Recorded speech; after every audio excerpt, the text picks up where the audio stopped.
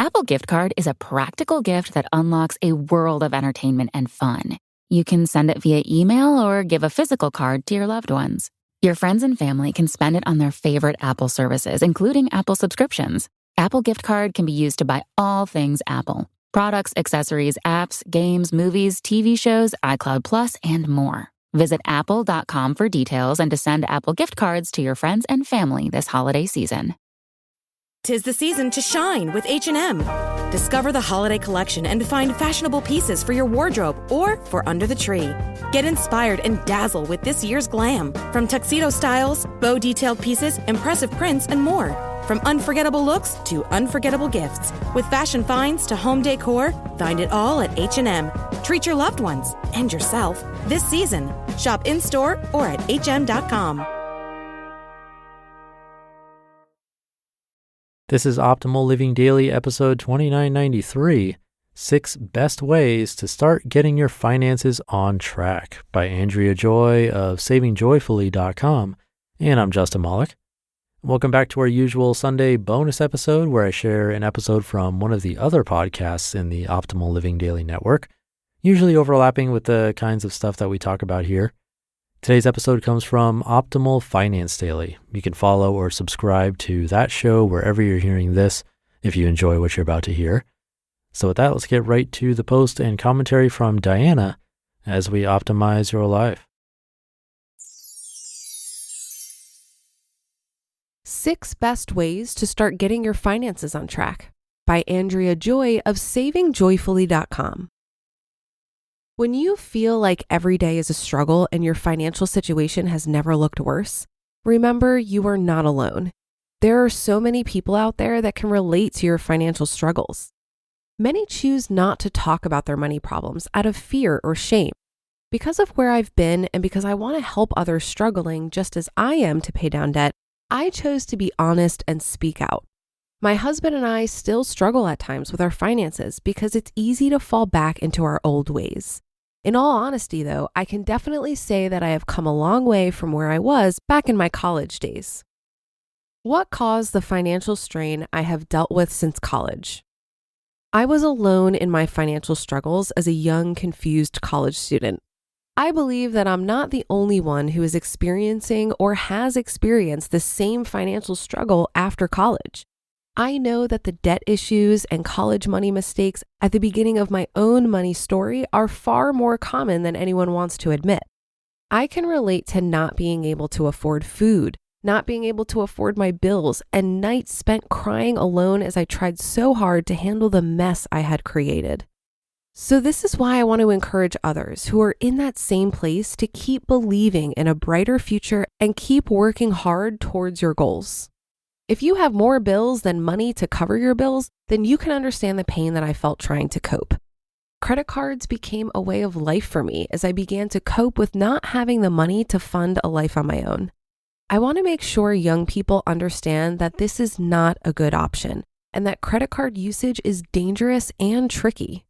Knowing when and how to use a credit card is a skill to be learned and should be a lesson taught prior to any credit card being issued. I wish financial education was more important today than it is, and I wish more high school and college-age students would be reached with this message before it's too late. Whether we are young or old, most of us are not strangers to financial struggles. Very few of us are born into money, and most of us don't have a lot of experience in handling money. My best advice for each of us in dealing with our finances is to create a personalized budget. Work hard where you are right now and save, save, save. Financial management is not easy, and this is why it's far less common for people to be good at managing their finances. It's much easier to spend than it is to save in our world, which is driven by advertising and consumerism. Saying no to things we want is not natural and is often hard to do. To begin to make a difference in your financial situation, you must start today to make a plan and change your mindset. 6 important things you need to start today. Number 1, you need to make a personal budget and stick to it. You need to account for every dollar coming in and every dollar going out and make your money work for you. Number 2, decrease your expenses and eliminate unnecessary spending. You can do this in various ways, but start by looking at your overall budget and find the areas that you can decrease. Number 3, you may need to make unpopular lifestyle changes.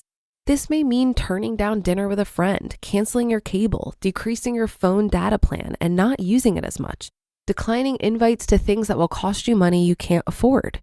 Each of our situations are different, but these are just examples of some ways that you may need to make these changes.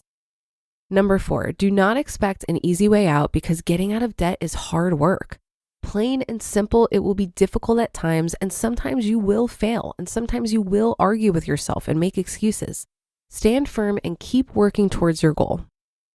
Number 5, the reality is that you may need to work more hours, pick up a second job or money-making hobby. If this is an option, it definitely is a good idea to start increasing your income in some way, big or small. Each person has a different situation, and a second job may not always fit into everyone's schedule. Be creative if this is the case, and look for other ways to increase income. Ask for a raise, pick up some overtime when you can. Find some babysitting, dog sitting, house sitting side jobs. Look for something you're good at that can become a side hustle and start there. Number 6, begin to build your savings account and emergency fund. This is so important, and I can honestly say this from experience. When I was young, I never had any savings, and I was constantly using credit cards when money ran out. What I didn't realize is that although I never had extra money, it was my money management that was mainly responsible. I spent on things that were not helpful, like buying lunch at work when I could have packed one. I also made the mistake of not paying attention to my phone minutes and roaming charges, and my phone bill would be frequently out of control. These were missed opportunities to get ahead, and all because I failed to plan. My best advice for beginners to start a savings account or emergency fund is from my own experience. 4 years ago, I started a savings challenge for the first time, and that was the first time that I was ever able to save a significant amount and not spend it. Why did this challenge work for me when nothing else had? It was slow and steady and helped make saving money fun for me. The challenge I started with was the 52-week money challenge, but you could do any money challenge just to jumpstart your savings. Start with one that is the most comfortable and challenge yourself more as you go along. Commit to not touching this money no matter what comes along during that first year. Keep in mind that you did not get into the debt you put yourself in overnight, and you will not get out of debt overnight either. Be patient with yourself and allow yourself time to deal with the mistakes you made. Begin to work hard developing a game plan for paying off your debt and building up your savings account. Creating a budget and beginning to monitor your spending more closely are very important in beginning to get your finances on track.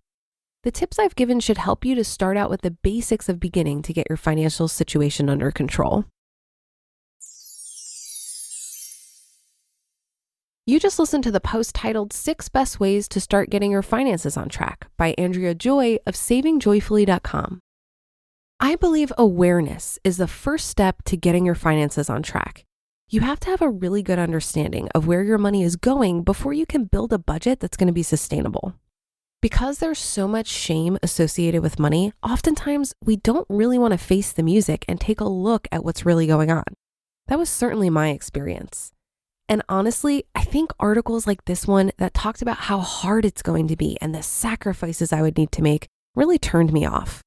Belief is a powerful thing, and I would encourage you to entertain the belief that not only is your financial situation totally figure-outable, but that it's also possible for you to enjoy this process.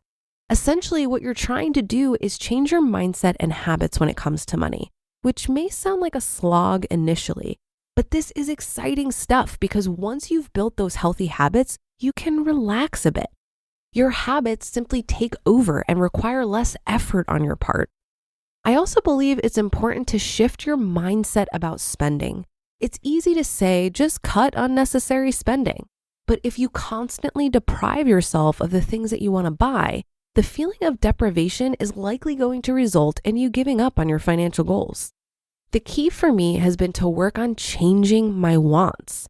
So for example, I didn't buy a Tesla because I don't want a Tesla. I actually prefer the 2010 Mazda 3 I bought for $6,000 cash. I don't go out to eat much because I prefer to cook at home. I've convinced myself that my happiness doesn't come from spending money on material things.